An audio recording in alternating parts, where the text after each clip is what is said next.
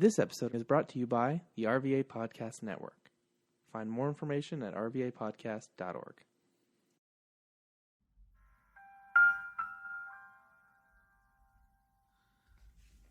We do not own the rights to anything or any music that's heard during the duration of this podcast. Also, a lot of these shows will have explicit content. So if you are not a fan of any cursing or profanity, you may want to walk away, but that does not mean that every show will consist of such. Welcome to season 6 of The Pass, BT. Didn't think we'd get here, but here we are. Show going a bit of a different direction, as you may have noticed near the end of season 5. Sports is still a thing, but not as much. You'll get more information about what's going on in the tech world, what's going on in the music world. We actually have kind of gotten rid of Ass of the Week. Once in a while, you may get one here and there, but I still want to stick with the main gist of passing the message to you all. So take your time, but don't waste your time as you sit and enjoy a new season of The Pass with your host, BT.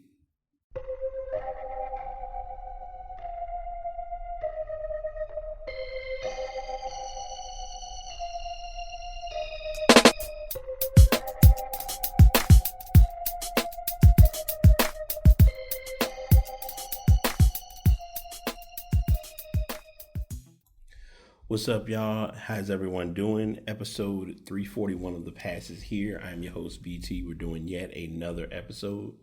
I want to start off a little light, a little calm. Sending some well wishes to a friend of mine. Asia, if you're listening to the show, you give my heartfelt love. If you know, you know. I'm not going to put too much of the personal into it, but I wanted to make sure I address that before we get too far into the show. I know I always say, yeah, this is going to be a heavy show. It's going to be a well-packed show. This will be a chill show, only for the sake of what we're going to be talking about, as well as what's just going on in general.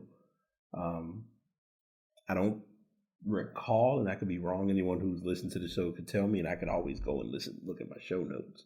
But we have not done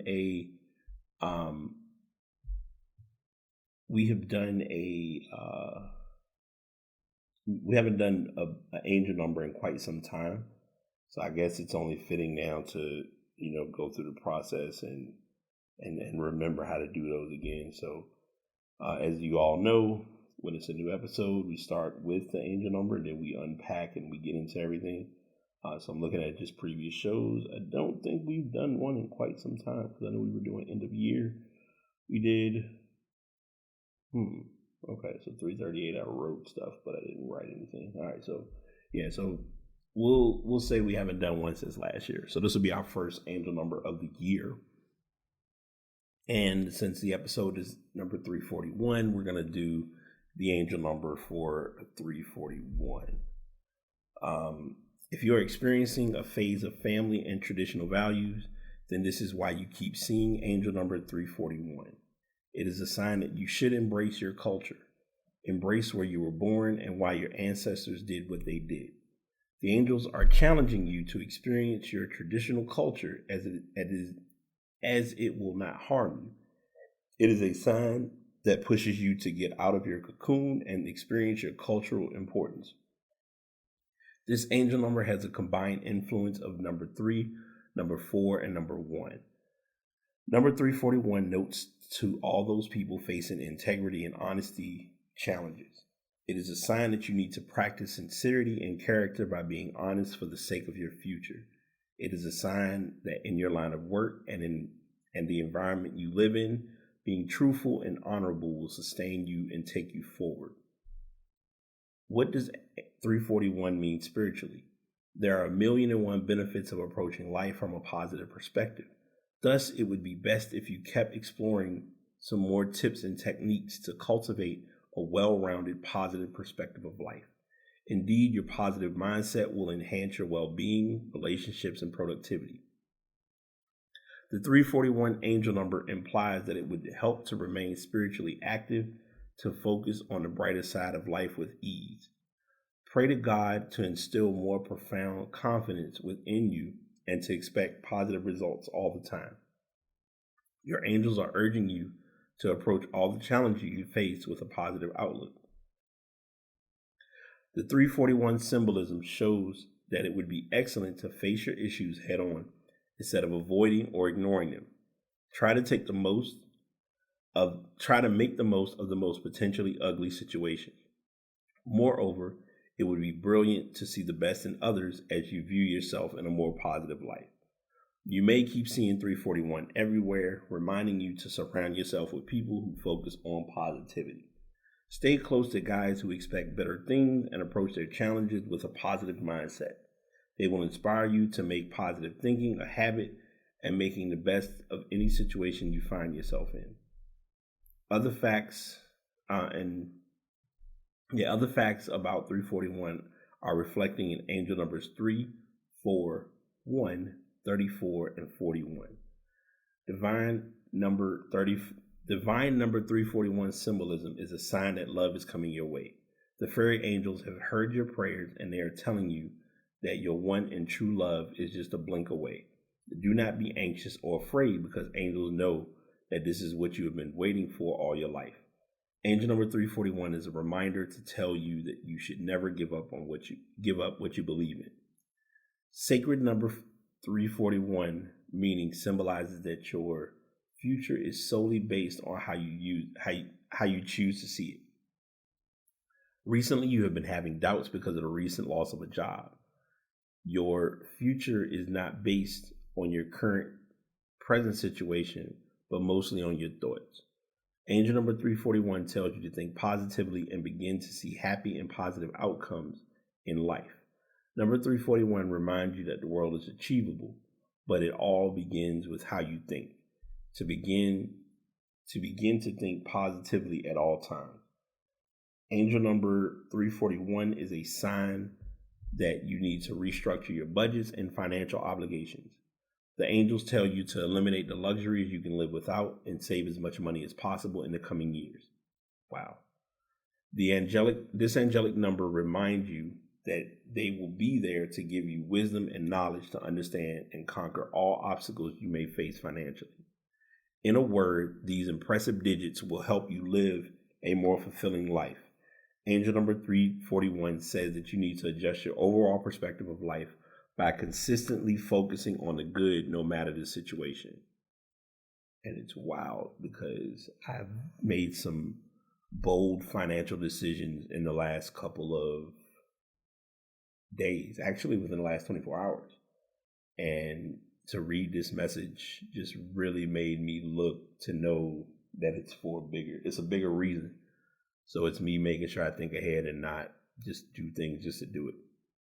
So I definitely take this one. I take this one very, very strong. I take all of them strong. Don't get me wrong. Let me be perfectly clear. But this one I'm definitely going to attest to because it is important and it's very key. All right. So before we get into, I have a few topics that I'm going to talk about. Not going to be anything over the top or overbearing, but I do want to share that. And I believe I talked about this on the last show. I might have, I might not have. I don't recall. But I will be putting some time into learning application development or app development. So I've done software development as far as on HTML, JavaScript, CSS, Node, React, SQL, things of that nature. And it's been quite a fair share of information. I have not been as consistent with following up and learning it, but it's one of those things you definitely want to stay sharpened with your skills. I had an eye-opener today. Any of you who do tech or know tech, whenever you go on, if you have or have made a GitHub account and you look at how often you were coding, it tells a lot without telling a lot. And here's what I mean by that. I'll give this story because I always can. This story will stick with me forever and a day. So back in 2019, and a lot of to kind of give you all to paint a timeline. If you've been following the podcast, I've talked about it a little bit, but I can talk about it a little bit more now. 2019 was a big year. The reason it was a big year was because it was the year that I decided to take that leap of faith And that leap of faith was that I was going to start putting more time into learning, or well, not even say. Let me backtrack. That was a point when I decided that I wanted to go back to school and get into technology again, which was one of the best decisions I made. And I got my degree, and that's a blessing in and of itself. I share that story because I want to say my first term, they had a job fair, and I was kind of unsure about going. I think I was kind of dressed, but I was kind of just in a chill state because I think I had just gotten off work. So I was kind of just there to get the information and call it a day. Well, I don't know the person's name. I don't even know if I still have their business card. But I remember talking to a guy who was bringing up coding. And I remember him precisely asking, do you have a GitHub account? And I said, no, I don't have one. I want to say either that day or later on that week, I made a GitHub account. And at the time when I made it, I really didn't think much of it, really didn't see it as being a big deal. But now I look back and I realize, even in the last few months when I did learn coding and when I was doing actual work and submitting items on my GitHub, that it really is a big deal to have one to say what I was saying, GitHub is a cloud-based portfolio for those who are doing any form of coding, regardless of what platform you're on. And last week, I learned a very big factor because I had heard the term Jira, because Jira is used where I currently work. But when I realized and learned the context of it on a different level, it really made me get how important Jira is, because it's a time management program.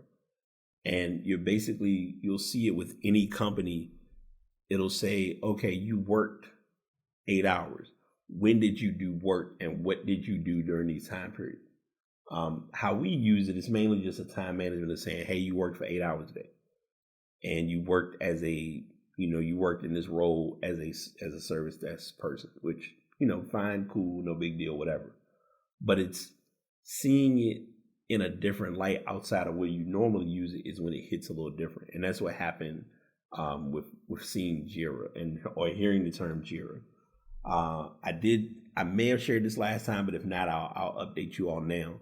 I will be getting my hands a little more dirty with more coding. Matter of fact, when we did our last show, a few days later, I met with someone who is pretty much he's family. I'm not gonna say pretty much that, and that's something I'm remembering to learn. I met with a family member of mine who came to me to talk about coding. And I'm glad that I'm in the state or in the space that I'm in now to receive what he was giving before. Because at the time when he talked to me about it, I wasn't hearing it. But now I'm all ears, and I'm like eyes wide open, ears wide open, mouth shut. Tell me, let's make it happen, because I'm ready. And it has a chance to pay off, and I'm excited about that. So it's putting more confidence in myself, in my skill set, and my talents, things of that nature. And I couldn't be in a better position to receive what's coming, where things are, and where it's bound to go. So I just wanted to share that with you all as kind of like a lead into what we're talking about this week, because I know most of the time I usually just come in and talk to y'all about whatever's been going on in the world, and that's it. But I wanted to make sure I took time and shared my personal experiences and what has been going on and what's coming. There may be some good news coming soon, but I'm not going to get it too far ahead of anything until things become official.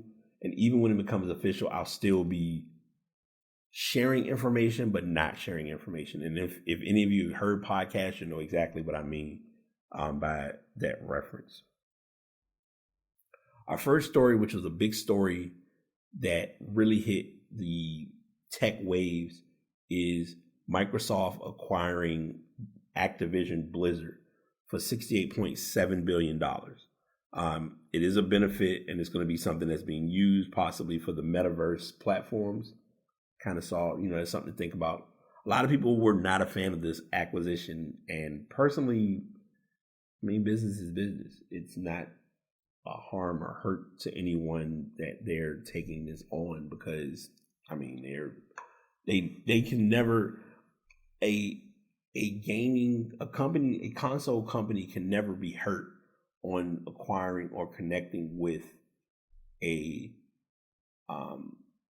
developer at all, especially when in most cases that can also be a benefit for possible indie games. Like, well, you know, it's such a wide variety of options involved with it.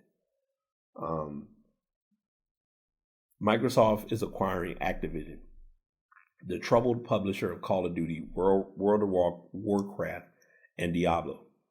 The deal will value Activision at $68.7 billion, far in excess of the $26 billion Microsoft paid to acquire LinkedIn in 2016. It's Microsoft's biggest push into gaming, and the company says it will be the third largest gaming company by revenue, behind Tencent and Sony once the deal closes. Microsoft plans to add many Activision games to Xbox Game Pass once the deal closes. With the acquisition of Activision, Microsoft will soon publish franchises like Warcraft, Diablo, Overwatch, Call of Duty, and Candy Crush. Upon close, we will offer as many Activision Blizzard games as we can within Xbox Game Pass and PC Game Pass, both new titles and games from Activision Blizzard's incredible catalog. Xbox Pass now has 25 million subscribers as Microsoft continues to acquire studios to boost the subscription service. And they give a little bit more information regarding this. I'm not going to read this article in its entirety, but I want to share something because it's very key to look at. And this might be a smooth way of saying Microsoft is getting back at Sony a little bit, because I didn't think about this until I was reading the article. One of Activision's known games, which was just mentioned, is Call of Duty. Call of Duty was the exclusive for Sony for years. I want to say we might have to go back to like Call of Duty Ghosts, if not Black Ops 3. I would say the Ghost of Black Ops 3 was when we started to see that acquisition change was a big deal. And even to this day, a lot of people still have like a love-hate relationship of what's going on with the console swaps and the console battles. I don't see this as a big deal now, but then I'm also not that type of a gamer that's that pushed or pressed to really battle it. But it's going to be interesting seeing them get like first dibs on a lot of your big time titles, which, I mean, that's what it's all about at the end of the day. I talked about it earlier, but what brings more light to the story is how Microsoft acquiring Activision then put Sony $20 billion in the hole. And it was a big story because they said so Sony shares dropped by 13% on Wednesday, January the 18th. That was the biggest drop for them since October of 2008. To put this into perspective, Microsoft's acquisition of Activision Blizzard has knocked $20 billion off of Sony's market value in a single day. According to Bloomberg, games and network services account for approximately 30% of Sony's revenue. Microsoft, meanwhile, earns the majority of its money elsewhere, which is part of why this titanic purchase had such a massive, instantly pronounced effect on its rival.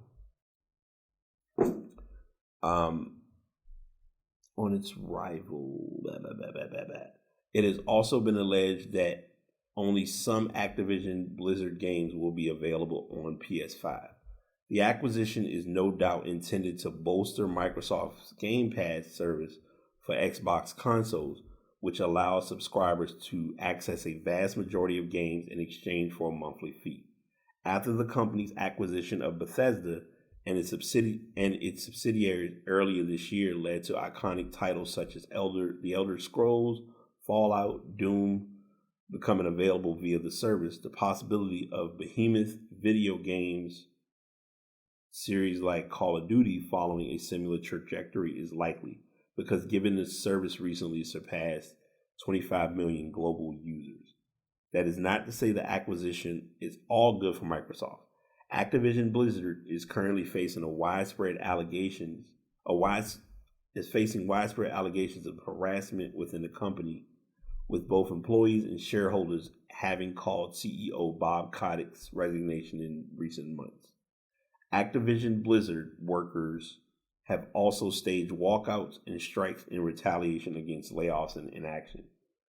So, as the saying goes, and we always hear this term, but this is something that's going to be the raw reality, all grass ain't green on the other side, which you can kind of expect that to happen with what's going on. And I will say this. This is gonna, it may not seem like a shakeup, but it's definitely a shakeup to both companies. In hindsight, this could be helping Microsoft. Microsoft could be helping Activision with getting things cleaned up, and it also can be beneficial on Sony stepping up on their efforts. Wild card thought, but I don't put anything past them. Do not be surprised if you see PS5s drop in price, or PS5s will stay the same price, but the availability will increase in making more systems to bounce back and regain the $20 billion loss in revenue or shareholders' money. Our final story is a $2 million crypto wallet, and the person forgot their PIN and got desperate to go to hackers to get into that actual blockchain. In nearly 2018, Dan Reich and a friend decided to spend $50,000 in Bitcoin on a batch of Theta tokens, a new cryptocurrency then worth 21 cents apiece. At first, they held the tokens with an exchange based in China, but within weeks, a broad crackdown on cryptocurrency by the Chinese government meant they would soon lose access to the exchange. So they had to transfer everything to a hardware wallet. Reich and his friend chose Trezor One hardware wallet, set up a PIN, and got busy with life and forgot about it. That's a lie. I'd have had that PIN. Between the two of us, we both would have had that PIN somewhere that only we can get to and nobody else can see. But I digress. By the end of that year, the token had sunk to less than a quarter of its value, come back up, and then crashed again. Reich decided he wanted to cash out, but his friend had lost the paper where he'd written the PIN and couldn't remember the digits. They tried guessing what they thought was a 4-digit PIN. It was actually 5, but after each failed attempt, the wallet doubled the wait time before they could guess again. After 16 guesses, the data on the wallet would automatically erase. When they reached a dozen tries, they stopped, afraid to go further. To give context, this is not the first time we've seen this. We've seen people where they've tried to guess a PIN, and if you don't know it, you're pretty much blocked out of it, and you never can get that money. Reich gave up and wrote off the money in his mind. He was willing to take the loss until the price started to rise again. From a low of around $12,000, the value of their token started to skyrocket. By the end of 2020, it would be worth more than $400,000, rising briefly to over $3 million. It would be hard to get into the wallet without the PIN, but it wasn't impossible. And with potentially millions on the line, Reich and his friend vowed to find a way inside. The only way to own cryptocurrency on the blockchain is to have sole possession of a private key associated with a block of currency. But managing those keys has been a sometimes high-stakes challenge from the beginning. You can't sell or spend your currency without the key or the string of words used to derive the key, also called the seed. But if anyone else gets hold of it, they can grab your coins in a single anonymous transaction from anywhere in the world. You can store your key in a software wallet on an exchange service server or in a software wallet on your computer or mobile phone. But those are vulnerable to remote attack if anyone on the internet is able to get your key. And to give a little bit more information regarding this. This could be potential ass of the week. I won't say ass of the week only because the effort and the time of going in and trying to get this is like crazy. But if you do not have an opportunity, or I'm not gonna say if you're able to and you have the opportunity, please read this article. It is it's definitely an interesting story to say the least, in an experience of trying to hop into or acquire a NFT or a token that at first didn't seem like it would have been a big deal, but now it's like an alarming concern because of where things have gone with it. So,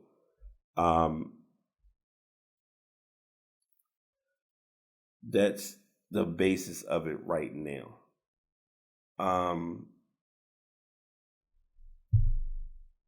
Message to pass along.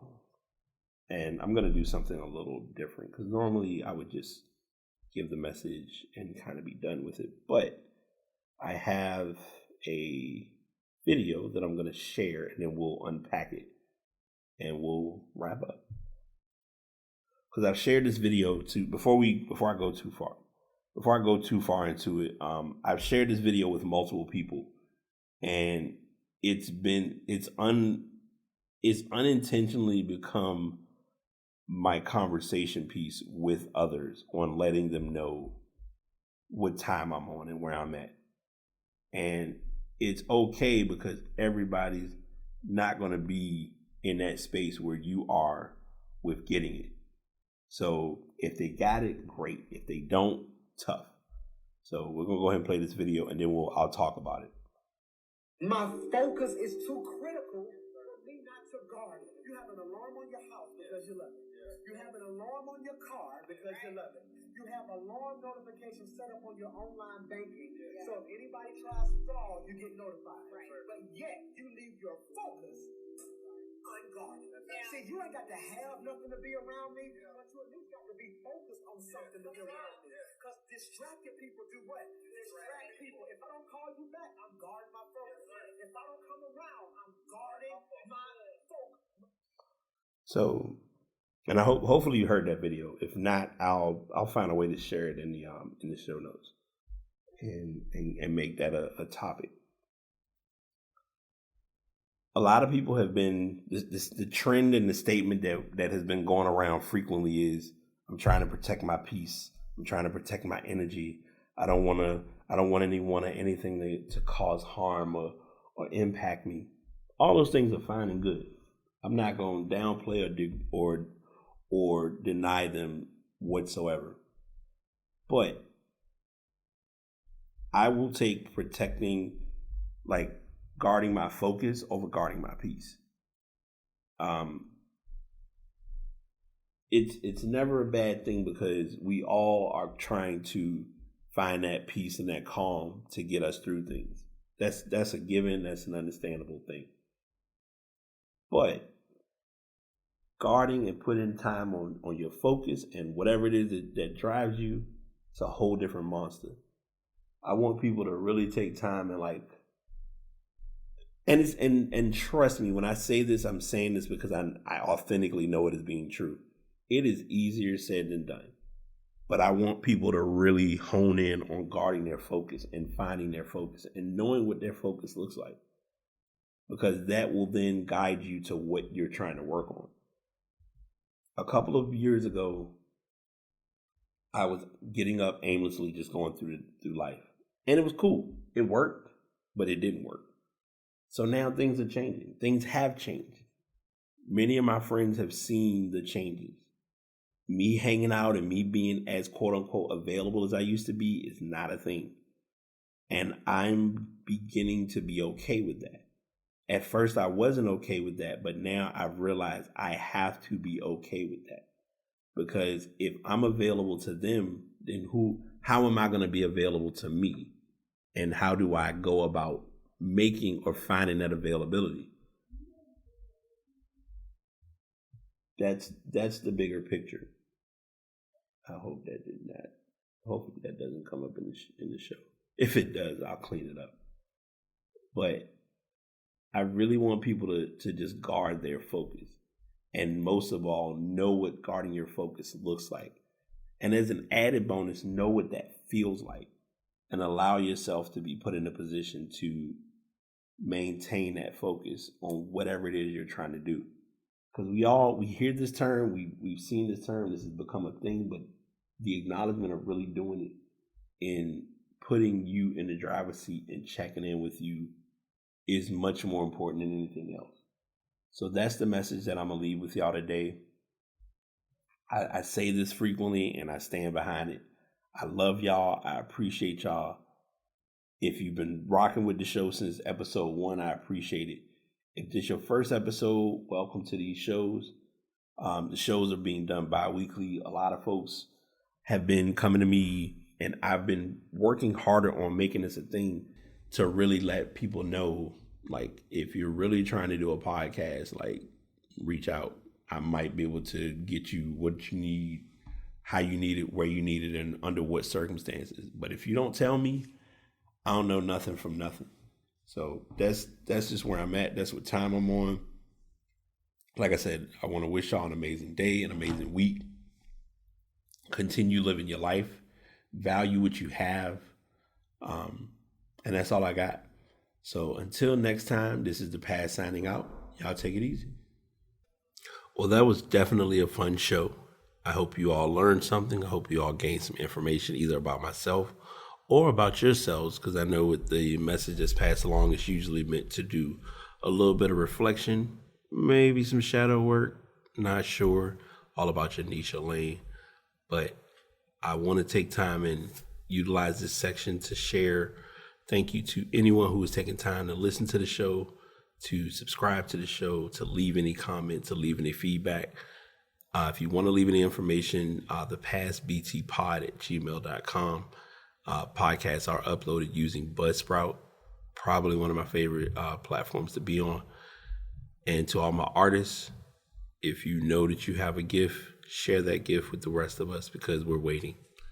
Until next time, this is the Paz signing out. Peace.